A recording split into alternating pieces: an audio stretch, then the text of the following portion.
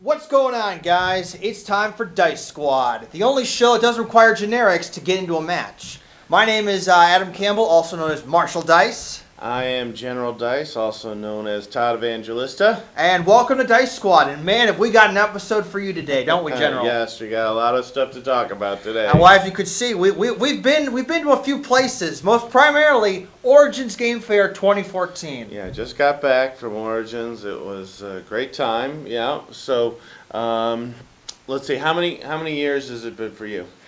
This has been my third year now going to this convention. I started back in 2012 when I was a wee marshal. And you've been going since? I think this was my 15th year. Okay. Something like that. Maybe it was 14. I can't remember when the first time we went. I went with some friends, but we didn't know if it was going to be any good. So what we decided to do was to just drive down. We'll buy a badge for the entire weekend, drive down on Thursday. If it's any good, we'll come back the next day. So we didn't get a hotel room, we didn't get anything, but we drove back and forth each day. But that was great because even though it was 4 hours of driving every day, they had a contest of crossword puzzles. So we were doing crossword puzzles back and forth in the car each time. So we ended up winning the contest. So it was a really nice time. And so we decided the next year we'd make it a bigger thing. But I think it was 2000 we started. So that would have been 14th for me. Yeah. It was but ever since is that time we had a good time then, and we've been coming back every time because we really like it. Gotcha. Well, this year was a great year for Origins. It was 2014, as you can tell with our guidebook here. I mean, the one sponsoring it this year was, which one was that? There were a lot of sponsors of it this year. Rio Grande Games, Mayfair Games. There was a lot of big companies came in. Asmodee, Star Realms was huge there. But I think, I'm trying to think, there's another major sponsor that we're missing.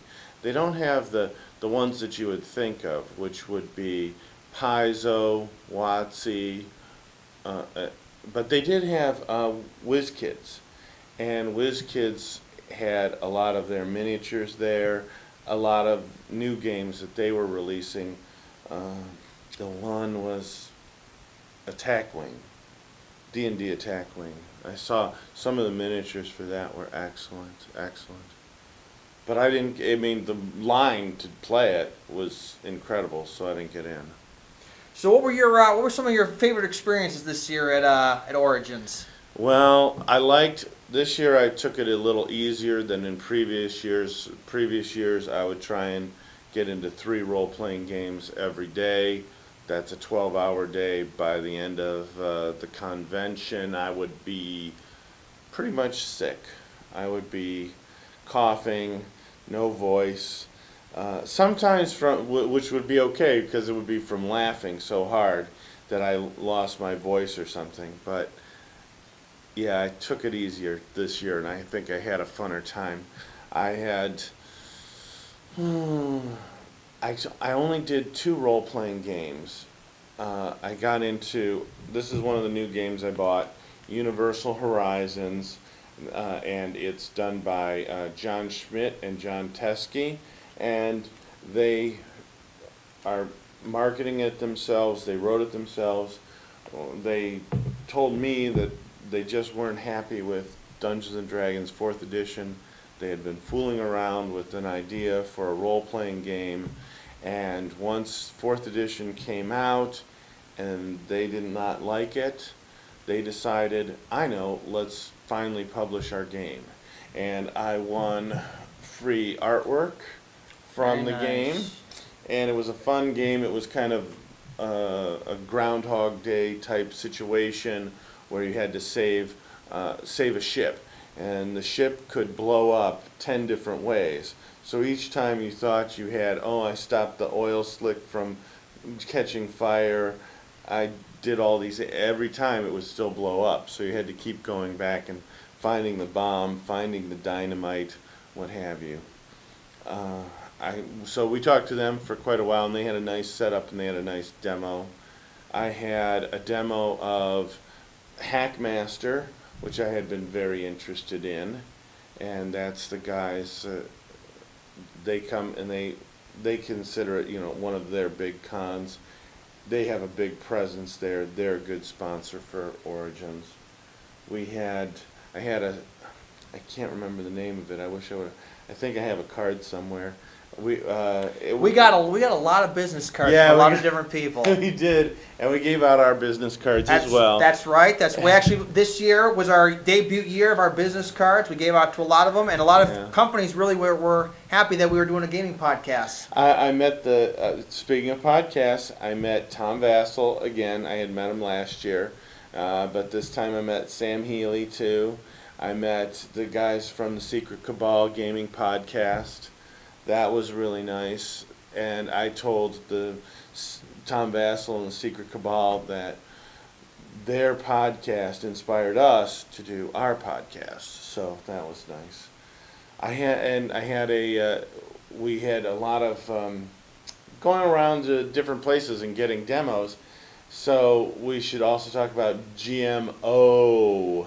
Yes. It's on one of our new friends. At the time of this filming, it's on Kickstarter right now, and they have, what it is you have a card and it says a new product that's coming out, and it's a genetically modified organism. So it could be worms that grow to giant size that you can wear as sweaters, or it could be, the only one I can ever think of is the Cobra. It works as both a bra and a defense system. And you are set up with a debate system to argue that your product is going to be the one to invest in. And then whoever wins, you play three times around, and whoever has the most in their winner category is the winner. So a very simple game, but the cards are hilarious. Then we just walked around and got a lot of demos. I'll tell you what we did play a lot of was Splendor. I showed it to my friends. I had played it before. We'll eventually do a full review of it. But it's a really great game. It's up for Game of the Year in Essen, and it probably should win. And I played, I don't know, every time we were waiting for somebody to finish up a role-playing game, we sat down, opened it up, played it. Yeah, likewise, viewers, many of these games we're going to talk about today, we're going to get a full review out for you guys, but right now we're just kind of getting through everything that we have been through with Origins, so stay tuned. Yeah, you did a lot of stuff too. Yeah, I met some great people. I met Tripi Games, and they were happy enough to give us a free copy of Flip Flash, which is a great new game. It's kind of like Solitaire. What did she say? Solitaire? Well, no, it's Speed, Uno, and Ligretto. Had a baby. This would be this game. I loved it. Every single time I had a chance, I'd stop by their booth and I'd play their game. And you gotta show them your badge. Yeah. It's pretty cool. And they were happy enough to even say to Marshall and General Dice, thanks for all the fun. And she signed it herself. And we'll be happy to do a review coming up later on in the season. Yeah, and then show them what the ribbons are for. Well, the ribbons are for is if every time you come participate, the orange is participation, red is if you beat the person who developed the game, and green is if you recruit somebody. And as you can see, I stop by there a lot. But it's a lot of fun, great game. One we're going to review really soon. An autographed copy. Yes. And what's another one that you saw, General? Well, what about Concept? Yes, Concept was up for Game of the Year as well, so I definitely wanted to play it. But every time I looked at it, I thought it looked terrible. But What happened is one of my... I don't think you're giving this game all its credit. You were pretty hooked on this game. Yeah, but see, every time I would look at a picture of it, if you've been looking at pictures of it on the internet and saying, why is this up for Game of the Year, the pictures do not do it justice. It is a crazy good game. A friend of mine came over. She doesn't really like that many games. She said, we have to go over and play Concept. And I said, okay, we'll play Concept. And it's terrific. I played the heck out of this game. And this was, there was such an outburst from, well, mainly me, that I nearly got thrown out of the board game room. And then people were saying, well, you're going to get thrown out of the board game room. And I said, if they can't run a convention where people get excited about winning a game and yell and scream, then they're not running the right convention. You should be able to yell and scream and blow your voice out a little bit. But I played Quags, which is a role-playing game. It's called Quick Ass Game Systems. And I have played in the Quags role-playing games at least once every year since they showed up at Origins with a Battlestar Galactica game. And the 3 people who had signed up for it did not know anything about the new Battlestar Galactica show. We only knew the old show, and I had confused it with Buck Rogers. So I kept saying bitty bitty bitty, and I was wrong. Well, one of the other people that we actually got to see, and they actually gave us a free demo of their game, was Wsalem Weapons Bureau, which gave us this great game, Species of Man. It's another game we're going to come talk about real soon. We're gonna crack this open and figure out how to play. But he was happy enough to sit down and talk with us and tell us all about it. Yeah, you got a little bit of a demo on that one too from him. And Grizzly Manor, I got a demo on that one. That one's again prepping for a Kickstarter. Very nice artwork. It's kind of like fighting monsters in the Clue Mansion kind of idea. It's got its ins and outs, and they're working on fixing some of the problems with it. So they had a big demo area for them. Oh, I got a demo of Baseball 2085. And Baseball 2085. Oh, Tell me more. Yes, you have cyborgs, robots, and naturals playing in the pro leagues. Okay. And instead of it being about innings and strikeouts and strikes and different things like that, it's each player sets up a situation. So if I have a good hitter, he's going to set up a situation of maybe 2 singles. But if he's a robot, those runners are going to be slow and maybe easily thrown out or may not be able to score from second. If you've got an average runner, he can score from second. So if I set up 2 singles with average runners, then the other player is going to be in difficult straits, but can play maybe a good fielder, and his glove will stop one of those singles. And if you can't get an average runner into scoring position on second, you're not going to score. So each time we play 6 cards back and forth to, I set up this situation, you set up this situation. And I have my own field with the first, second, third home and score. And after we finish the game, whoever lost looks at their cards and there's a money number. So you might not have a great guy on your team, but he could give you 3 money, which when you send him down to the minors, you're going to get all this money to buy new free agent guys. And some of the free agents, that's where it's at. And that they can really not only have a glove, but also set up situations for you. Or the cyborgs can always strike out a natural, and then somebody else can always strike out a robot if they're good enough. So, excellent game. took me until Sunday to get a demo of it because it was constantly being demoed. You could not get in. And I said at first, no strikes, no outs, no innings. How is that baseball? But it really gives you a baseball feel of managing a team, bringing in new players, sending people down to the minors. You have an option to set up one of your cards as a pinch hitter. And you can always pull a pinch hitter blind from the deck. So if you're in a position to score and I got to stop you, I don't have any fielding in my hand, I can say, okay, I'm going to put this guy in the discard pile, I'm going to pull this guy, which I set up earlier, he's got the glove. And it was really nice. We'll do a review of it. It's coming out in October, but that one is off Kickstarter. It's got the money. It's going to be produced. Everything is, hopefully for October.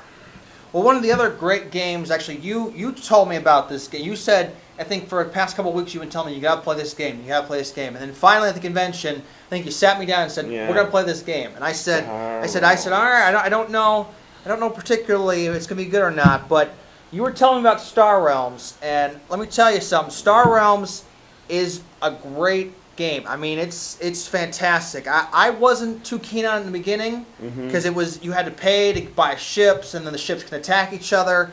But after like a few turns, you can.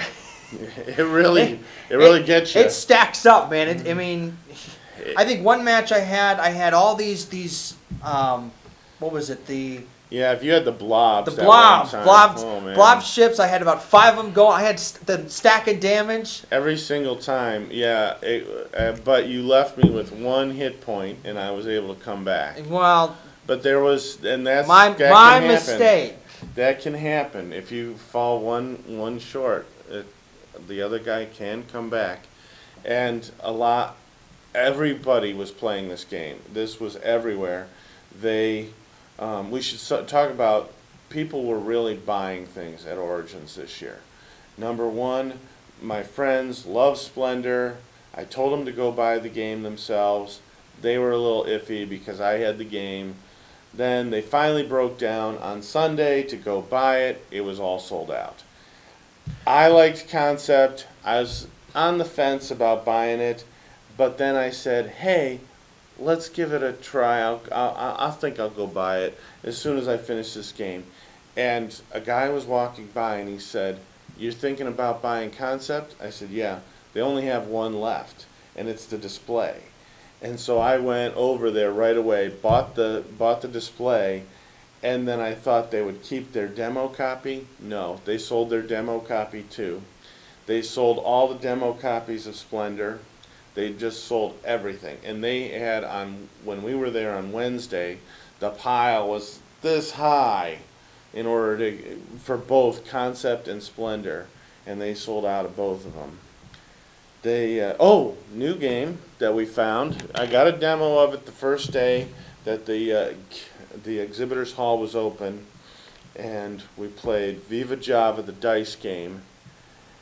The rules are rather difficult to figure out.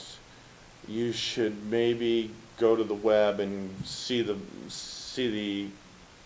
play it live, and then it works out pretty well. I had a demo, I picked it up, I got a demo for you and your cousin, and it takes a couple of rolls to get into it because, again, it ramps up. Each roll, you invest research points into a bean, and that bean gives you certain powers. So at first, you just got to take what you get.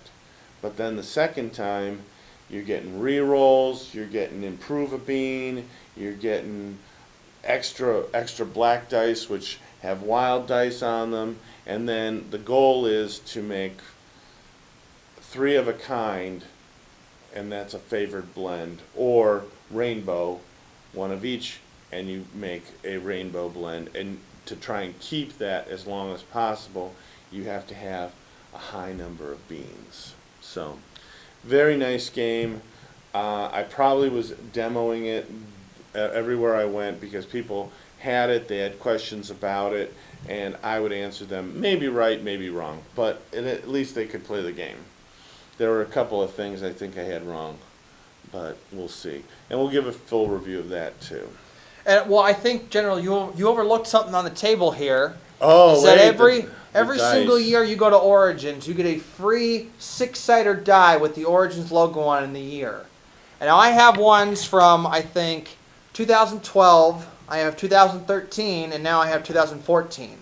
So it's kind of nice little commemoration. You can track how many years you've gone with how many die you've gotten.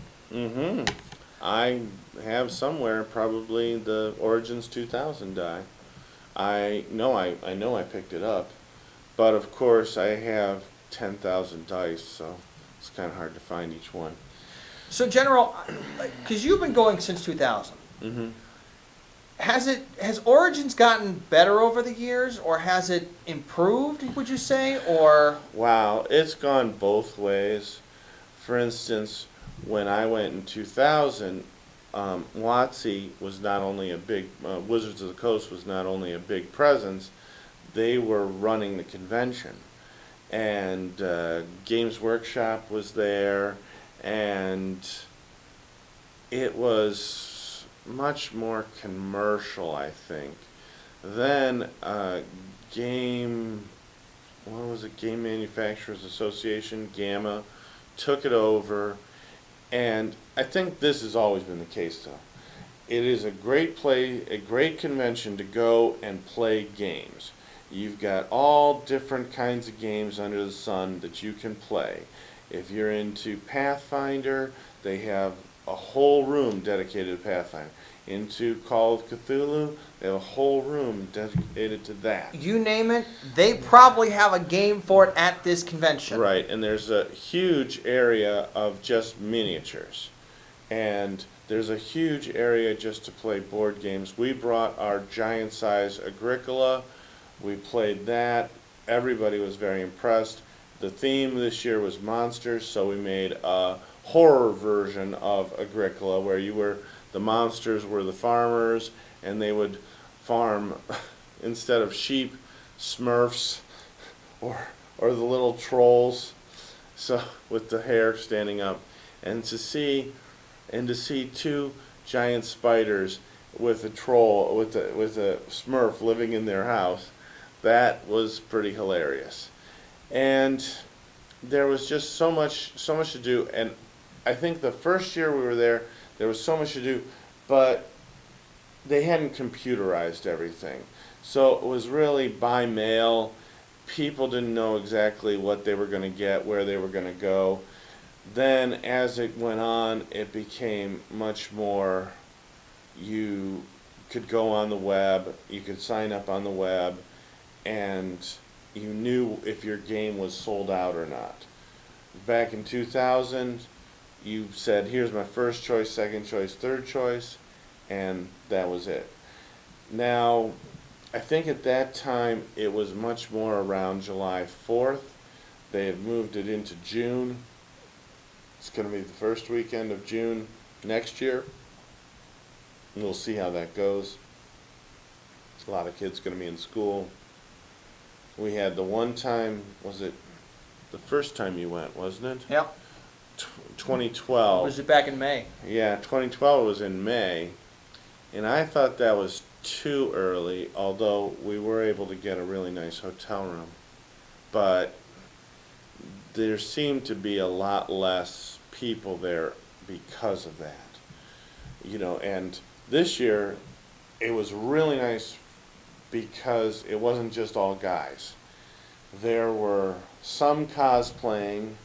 There's families. A lot of families came, and I played Red Dragon Inn with a kid who was like 8, and it was really fun. So you didn't have just, and oh, one of the judges who was demoing, it wasn't Zombicide, Zombie Survival. Zombie Okay. Survival. He said it was his favorite game, and I'm looking there, and there's this old guy and maybe a 7th grader, The 7th grader was the judge, and he was demoing it.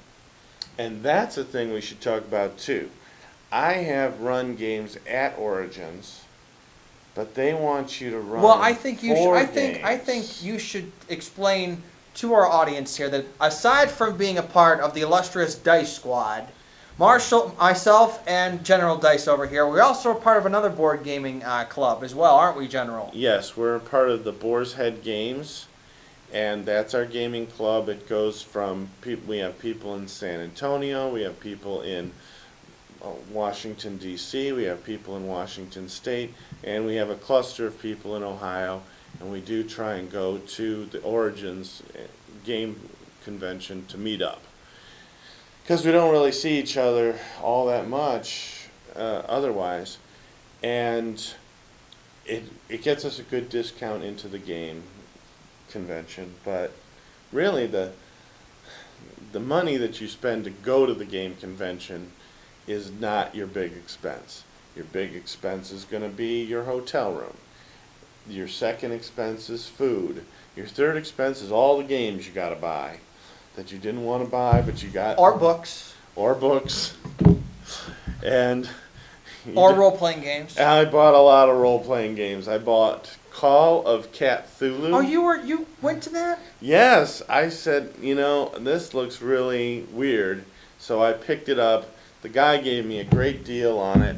He gave me, character sheets, dice, all kinds of stuff. And I had a little bag from somebody else, so I put my 2 little cat dice in there. And what you do is you play cats who are trying to stop the elder cat gods from coming into the world. So you have cats who have skills like anthropologist. That means the cat knows what the humans are doing and can spy on them and figure out what they're doing. Interesting. I then picked up Fate Accelerated, which is a very basic system to run quick games. And that's the kind of game I like to run. I might run it next year. I don't know. We've been talking about if we're going to run things next year as part of Boars Games. The other people who come with us, they run Giant Agricola, they ran Flux, and that was another thing, is we didn't see a Looney Labs presence. We didn't see Slugfest Games there this year. Yeah, I was really disappointed. But we did get a demo of, I got Mice and Mystics, you got BioShock Infinite from Plaid Hat Siege Games. of Columbia, that's another game I'm really excited about reviewing because I'm a big BioShock fan. Yeah. But all in all, how would you, as always, even with conventions, on a scale of 1 to 10, 10 being your best, 1 being your worst, what would you rate this convention? Man, I had a lot of fun. But I felt there were some things that could be improved upon. Oh, yeah. There was, I don't think there was as much to complain about this year as we've had in the past. But yeah, there's always stuff that there could be improvements. I think. And sometimes you have to say, for instance, was it 2011 that I had a game of Gilgamesh happen that was so hilarious that the next day I couldn't talk, and we were playing Sinbad, and they asked me to make up a character, so I made up a character who only spoke Japanese and no one else did. That way I didn't have to talk. And but that Gilgamesh game was just so, you put a bunch of people at a table and it's really crazy magic.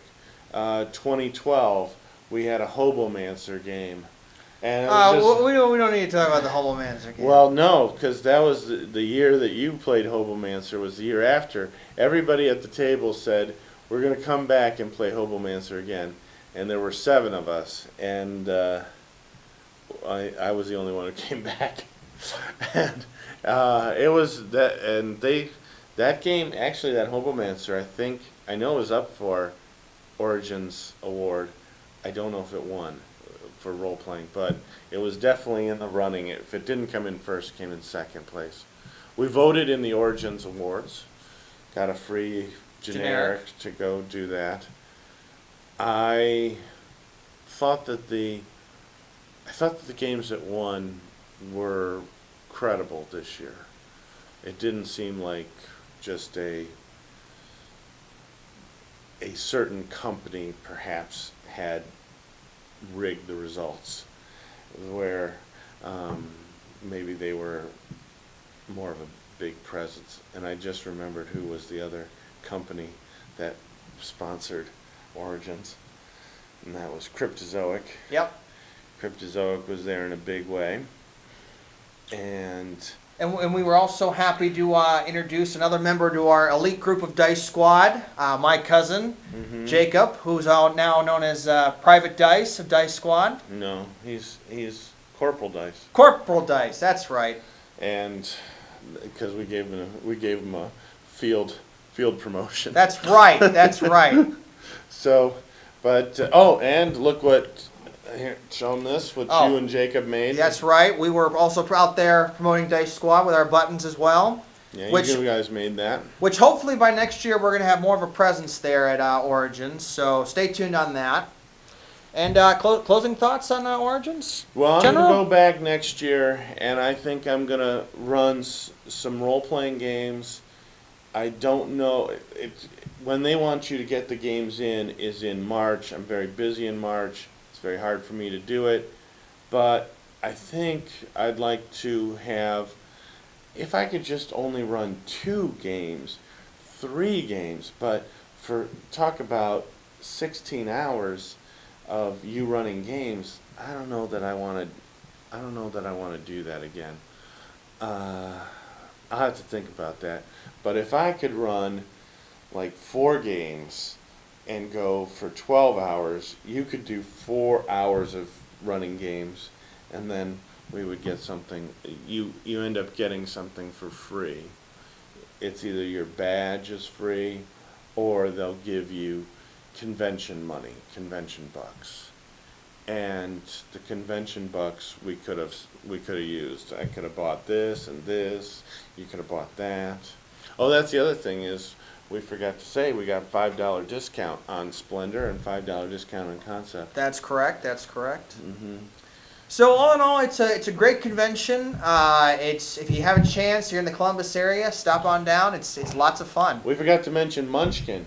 Munchkin had their own tavern at Origins, and you spun the wheel, and they gave you something free, and you got dice. You got the red dice. And I got a Munchkin Cthulhu card holder, which I desperately need. And I bought a pint glass from them. And then they gave me the Munchkin dice that weren't these, they were giant size. Also, I bought, we should talk about Barley's. We forgot to talk about Barley's. Barley's is right across the street from Origins. It's a really nice restaurant. We went there. I went there 2 times. I don't know how many times you went there, but they give you a free pint glass if you order a sandwich. And so we went there the first day. We got ours right away. And I came home with a Secret Cabal Gaming Podcast pint glass. And I don't even drink beer, but I have 3 pint glasses now. And very nice, very nice. They do a good job with keeping the theme. And everywhere you go, there's something to do. So all in all, it's a great convention. Columbus area, stop on down. It's lots of fun. And that's going to wrap it up for us with our post-Origins Game Fair wrap-up for Dice Squad. As always, check us out on Facebook. We have a Facebook page now. We're also on YouTube with Soup Studios. And that's going to wrap it up here for Dice Squad. We got to get out of here. We got all these games to check out, and we got to post them all for you guys to check them out and review. So until next time, I'm Marshall Dice. I'm reading this. I am General Dice, Todd Evangelista. And we are Dice Squad, and we'll see you later. Bye-bye.